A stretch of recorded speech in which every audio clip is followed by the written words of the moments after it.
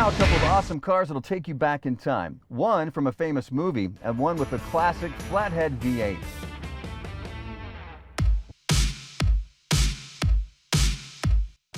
Not much screams 1980s like the Delorean. A stainless steel body, gull wing doors, and impressive styling. This 1981 model has been in the Davis family since their dad Jerry bought it from a man in Cape in the early 80s.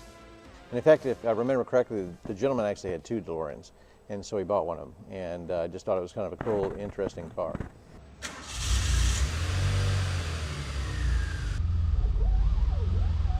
Ryan Davis and I took their DeLorean for a spin, a car that brings back memories from his youth. My wife, when we were dating in high school, we were able to use it. We used it for prom. My brother and I, we would take it out. Sometimes, been known to my dad or not, you know, that we cruise Broadway with it and that sort of thing. The DeLorean was the brainchild of John DeLorean, a former GM executive who went out on his own in the late 1970s. When the car came out, it got the attention of celebrities like Johnny Carson and Sammy Davis Jr., and it got the attention of Ryan's dad. It was his daily driver for a couple of years. I think it was just because it was unique at the time. Certainly wasn't popularized by the Back to the Future when he bought it. It certainly became very popular later. Maybe it was the stainless steel about the whole situation. You know, that's the first car he's ever seen that was actually built out of stainless steel. We gotta go back to 1955. I don't believe it. And today it's basically synonymous with the Back to the Future movie franchise and time travel, when Michael J. Fox's character gets stuck back in time. Ryan recalls the time his dad got stuck too. My dad was driving around just going to work, and he tried to get out of the car, and the hydraulics on the wing of the car failed, and so he couldn't push it out, he couldn't do anything, and this was before cell phones, and so he was driving around to different people he may know that might be home, and so he sat outside my uncle's house honking the horn, and my uncle took a while to come out. But anyway, he finally got him out of it, and they got the hydraulics fixed, and so... After their dad passed away, the DeLorean sat in storage for many years, until last year when Ryan's brother had a surprise for him. We got it out of storage and was found a company that actually were redoing and refurbishing DeLoreans from original parts. What was it like getting it back? So it was actually really pretty cool. My brother, he called me when he first got it back, drove it over, and just didn't tell me what was going on, and he pulls up with the DeLorean. It was just cool. It was a nice, cool flood of memories, because again, it's my dad's daily driver, and all these different special occasions. My wife and I and friends took it to, you know, through high school and whatnot, so it was kind of cool. One thing you notice driving the DeLorean is what a head turner it is. Ryan says it gets attention wherever they go. A friend of mine came into town. I took him out to lunch, and we pulled into the restaurant, and while we were sitting having lunch, everybody was out there taking pictures of it, looking at it. It has a Peugeot V6 engine with 130 horsepower, so it doesn't exactly Marty McFly. But I can attest that it will do 88 miles an hour. Such a noticeable, different car that everybody gets pretty excited about.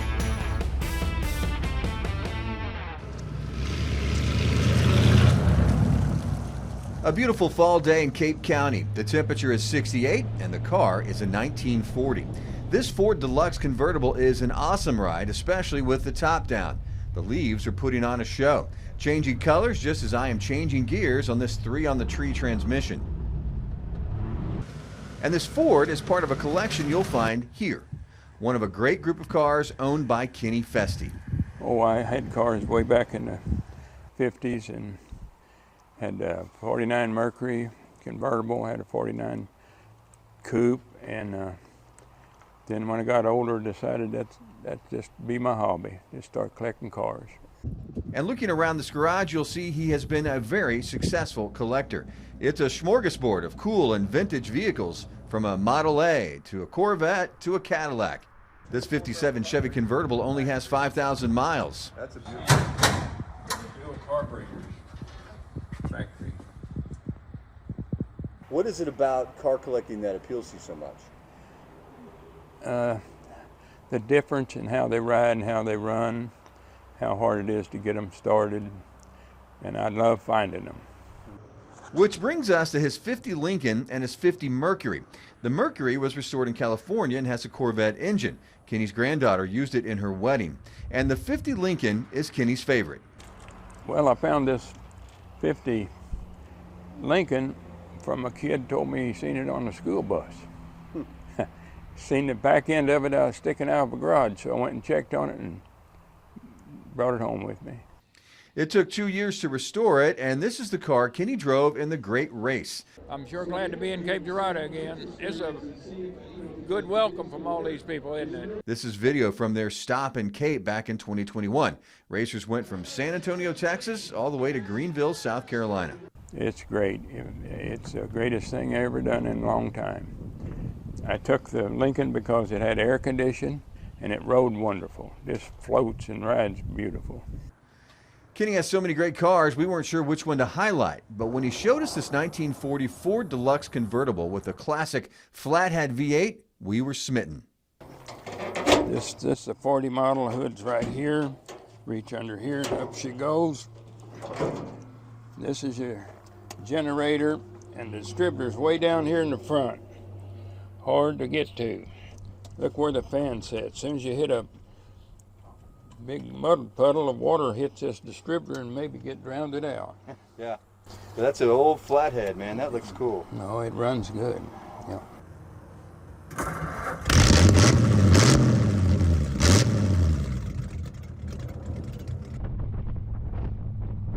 So we thought we'd test that flathead V8 on a trip to Cape Rock. 85 horsepower and the bee's knees. You could buy this Ford for around $850 in 1940, and they made just over $23,000. It was the only convertible Ford offered that year, and is the last of the pre-World War II designs. 1941, Fords were completely redesigned. Beautiful to see, fun to drive, and a classic for all time.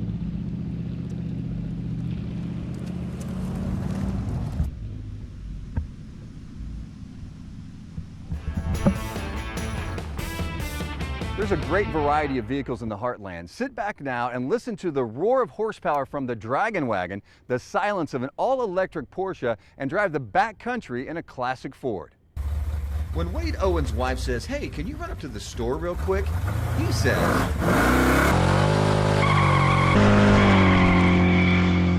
It's a fun car to drive, has plenty of power. Wade is probably one of the fastest grocery getters in the area. We decided to call this 67 Impala the Draggin Wagon. Bolero red paint, around 500 horses, and seating for 9. It's got plenty of power and lots of room. It's a blast to drive. People really enjoy seeing the car. I get smiles and everything, and that's really what the car hobby is all about. Is for people to enjoy what you do like you enjoy it. When it's not breathing fire on the streets, the wagon resides at Wade's Customs and Classics restoration business in Heartland. Here you'll find around 12 cars in various stages of repair. Generally, it takes roughly a year to do a restoration or a hot rod for somebody, and we're about 2 years behind right now. So we've got a pretty large waiting list. From a judge to a general, you'll find a lot of cool rides inside. 71 Bronco with a Coyote swap, 67 Chevelle, and this 39 International that used to be a bread truck and now will toast a set of tires real quick. Wade started this shop in 2017 with 1 employee. Now he has 8 guys working for him and a long list of clients.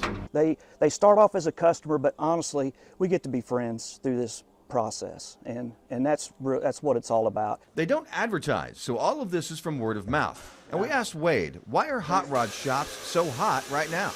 I believe the television has a lot to do with that, because these shows and stuff are back with showing how cars are built. And so we have a younger generation coming up that is getting into cars.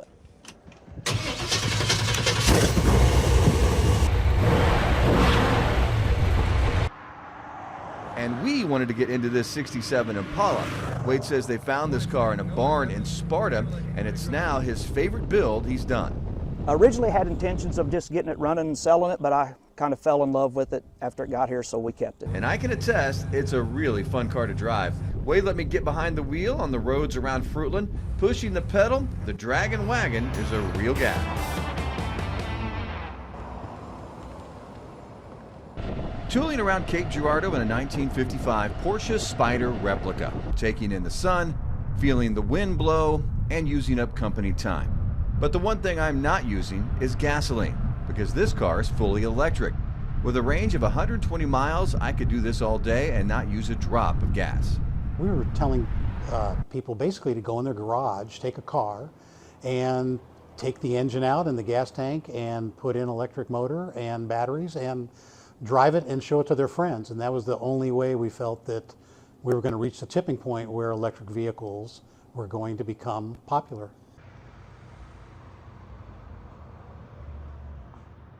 Located on Morgan Oak and Cape at EVTV Motorworks, the atmosphere is electric, and so are all of the vehicles. You won't find the smooth idle of an inline six or the rumble of a V8 here, but you will find a company built on electricity. Brian Noto is the director of energy, and he has believed for years that electric is the future.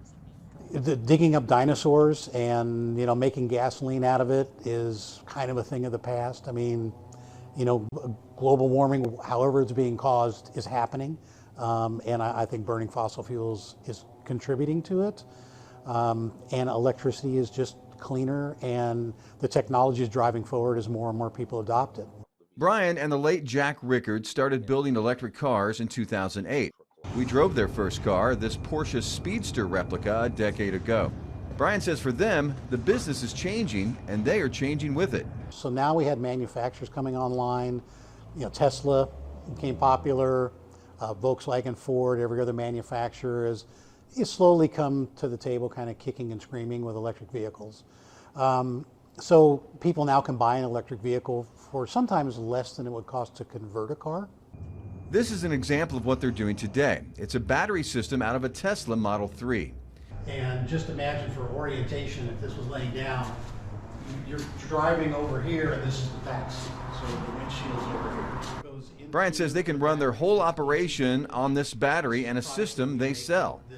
And even if the sun wasn't shining, our battery packs would be full, and we can run off of the electricity that we got for free. We used to call it driving on sunshine. Now it's living on sunshine.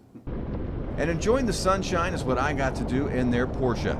Brian says this car has been fully electric since 2011 and says their components can be used anywhere, taking electricity to remote areas of the world. Brian says if you're interested in the future, their world is open to you as well.